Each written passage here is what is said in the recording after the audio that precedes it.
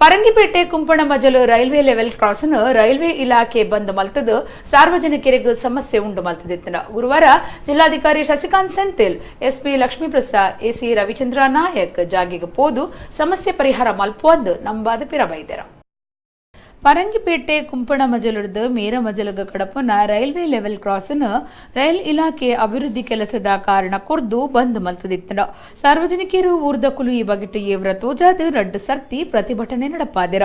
ಇಲಾಖೆ ಈ ಬಗೆಟ್ಟು ಮನಿಪಂದೆ ಕುಲ್ಲು ನೀಡಿದವ್ರ ಮಂತ್ರಿ ಯುಟಿ ಖಾದರ್ರಿಗೂ ದೂರು ಪೋದಿತ್ತು. ಅಂಚಾದ ಜಿಲ್ಲಾಧಿಕಾರಿ ಶಶಿಕಾಂತ್ ಸೆಂಥಿಲ್, ಎಸ್.ಪಿ ಲಕ್ಷ್ಮೀ ಪ್ರಸಾದ್, ಎಸಿ ರವಿಚಂದ್ರ ನಾಯಕ್ ಗುರುವಾರ ಆ ಜಾಗೆಗೆ ಪೋದು ತೂದು ಸಮಸ್ಯೆಯನ್ನು ತೆರೆಯೊಂಡಿರ. ರೈಲು ಇಲಾಖೆದ ಅಧಿಕಾರಿಗಳನ್ನು ಲೆಪುಡಾದ ಪಾತ್ರಕತೆ ಮಲ್ತದು ಶಾಶ್ವತ ಪರಿಹಾರಗೂ ಕ್ರಮದಿತ್ತನ್ನುವಂದು ಜಿಲ್ಲಾಧಿಕಾರಿ ಶಶಿಕಾಂತ್ ಸೆಂಥಿಲ್ ಜನಕ್ಲಿಗೆ ಪಂಡಿರ. ಎಷ್ಟು ವರ್ಷದ ಒಂದು ಪರಿಹಾರ okay, it will be useful for everybody. ಈಗ ನೀವು ಹೇಳುವುದು ಏನು ಹೇಳ್ತಾ ಇದ್ರಿ, ಅದು ನಮಗೆ ಸೇಫ್ ಇದೆ, ಇದು ನಮಗೆ ಸೇಫ್ ಇಲ್ಲ. ನನ್ನ ಅಭಿಪ್ರಾಯಕ್ಕೆ ಅದೂ ಸೇಫ್ ಇಲ್ಲ. ಟ್ರ್ಯಾಕ್ ನೀವು ಕ್ರಾಸ್ ಮಾಡ್ತಾ ಬರ್ತಾ